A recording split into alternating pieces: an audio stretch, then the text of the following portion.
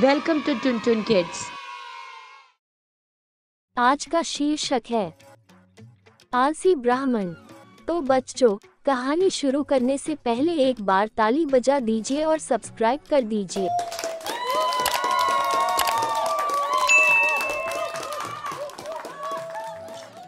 एक बार की बात है, एक गांव में एक ब्राह्मण रहता था।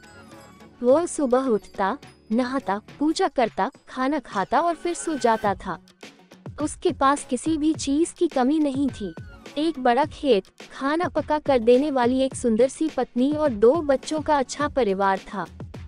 सब कुछ होने के बाद भी ब्राह्मण के घर वाले एक बात से बहुत परेशान थे। वो बात यह थी कि ब्राह्मण बहुत आलसी था।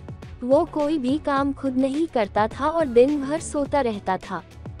एक दिन बच्चों का शोर सुनकर ब्राह्मण जाग गया और उसने देखा कि उसके दरवाजे पर एक साधु महाराज आए हैं। ब्राह्मण और उसकी पत्नी ने साधु महाराज का स्वागत किया और उन्हें भोजन कराया। भोजन के बाद ब्राह्मण ने साधु की खूब सेवा की। साधु महाराज उनकी सेवा से बहुत प्रसन्न हुए और उन्हें वरदान मांगने को कहा। ब्राह्मण ने वरदान मांगा कि मुझे कोई भी काम न करना पड़े और मेरी जगह कोई और मेरा काम कर दे। तब साधु उसे वरदान में एक जिन देते हैं और साथ में ये भी कहते हैं कि जिन को हमेशा व्यस्त रखना। अगर उसे काम नहीं दिया तो वो तुम्हें खा जाएगा। वरदान पाकर ब्राह्मण मन ही मन बहुत खुश हुआ और साधु को आदर के साथ विदा किया।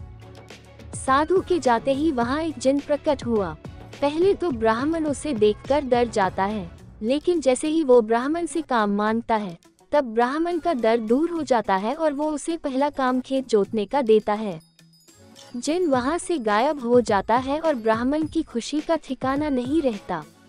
कुछ ही देर में जिन फिर आ जाता है और बोलता है कि खेत जोत दिया, दूसरा काम दीजिए। ब्राह्मण सोचता है कि इतना बड़ा खेत इसने इतनी जल्दी कैसे जोत दिया।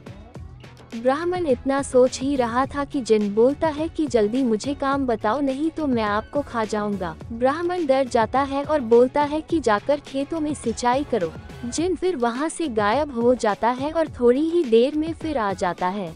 जिन आकर बोलता है कि खेतों की सिंचाई हो गई, अब अगला काम बताए। ब्राह्मण एक एक कर सभी काम बताता जाता है और जिन उसे चुटकियों में पूरा कर देता है। ब्राह्मण की पत्नी यह सब देख रही थी और अपने पति के आलसीपन पर चिंता करने लगी। शाम होने के पहले ही जिन सभी काम कर देता था। सब काम करने के बाद जिन ब्राह्मण के पास आ जाता और बोलता कि अगला काम बताए, नहीं तो मैं आपको खा जाऊंगा। अब ब्राह्मण के पास कोई भी काम नहीं बचा जो उसे करने के लिए कह सके। उसे चिंता होने लगी है और वह बहुत डर जाता है। जब ब्राह्मण की पत्नी अपने पति को डरा हुआ देखती है तो अपने पति को इस संकट से निकालने के बारे में सोचने लगती है। वह ब्राह्मण से बोलती है कि स्वामी, अगर आप मुझे वचन देंगे कि आप कभी आलस नहीं करेंगे और अपने सभी काम खुद करेंगे तो मैं इस जिन को काम दे सकती हूँ। इस पर ब्राह्मण सोचता है कि पता नहीं ये क्या काम देगी। अपनी जान बचाने के लिए ब्राह्मण अपनी पत्नी को वचन दे देता है। इसके बाद ब्राह्मण की पत्नी जिन से बोलती है कि हमारे यहाँ एक कुत्ता है, तुम जाकर उसकी पूंछ पूरी सीधी कर दो। याद रखना, उसकी पूंछ एकदम सीधी होनी चाहिए। जिन बोलता है कि अभी यह काम कर देता हूँ। ये बोलकर वह वहाँ से चला जाता है।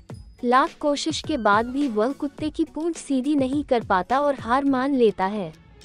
हार कर जिन ब्राह्मण के यहाँ से चला जाता है।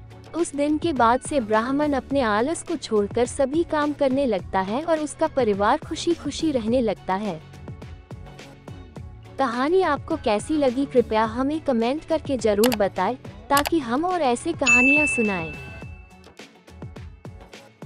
भावार्थ: हमें कभी आलस नहीं करना चाहिए। आलस करने से हम मुसीबत में फंस सकते हैं।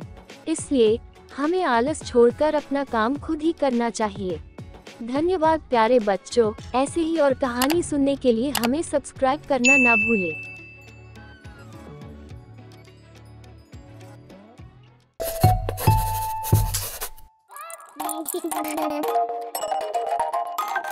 If you like a video, please like our video and subscribe to Tun Tun Kids channel for more such interesting videos.